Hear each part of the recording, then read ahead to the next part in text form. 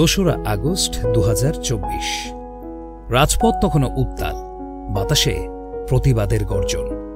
এই দিনে গুলি আর নিপীড়নের মুখে শহীদ হন বীর যোদ্ধারা।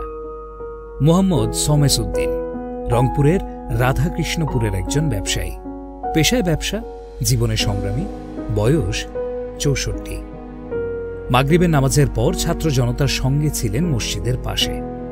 পুলিশের ধাওয়ায় দৌড়তে গিয়ে রাস্তায় পড়ে স্ট্রোক করেন। প্রাইম মেডিকেলে নেওয়ার পর তিনি শহীদ হন।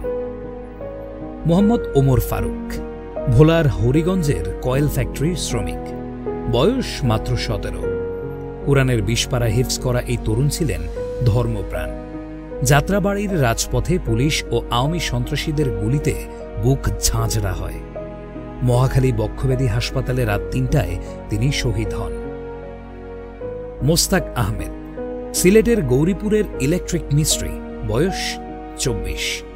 হবিগঞ্জের টাউন হল এলাকায় বিক্ষোভ মিছিলে ছিলেন তিনি। আওয়ামী লীগের হামলায় গুলিবিদ্ধ হয়ে হবিগঞ্জ জেলা হাসপাতালে শহীদ হন। ৩রা আগস্ট ২০২৪।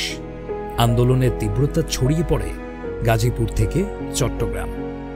জাহাঙ্গীর আলম গাজীপুরের শ্রীপুরের ব্যবসায়ী, বয়স ৪৪। ২ কন্যার পিতা, পরিবারের একমাত্র উপার্জনকারী। বকুলতলা পুলিশ ফাঁড়ির কাছে পুলিশের গুলিতে দুপুর ২:৩০টায় শহীদ হন। মোহাম্মদ শহীদুল ইসলাম চট্টগ্রামের বাকলিয়ায় জুতোর দোকানের কর্মী, বয়স ৩৭। বদ্দারহাটে আন্দোলনে পুলিশের গুলিতে শহীদ হন। অন্তঃসত্ত্বা স্ত্রী ও বৃদ্ধ মা বাবার একমাত্র ভরসা ছিলেন তিনি। তারা কেউই রাজনৈতিক নেতা ছিলেন না, ধনীও ছিলেন না, কিন্তু তাদের রক্তে রাঙা এই মাটি, এই পতাকা।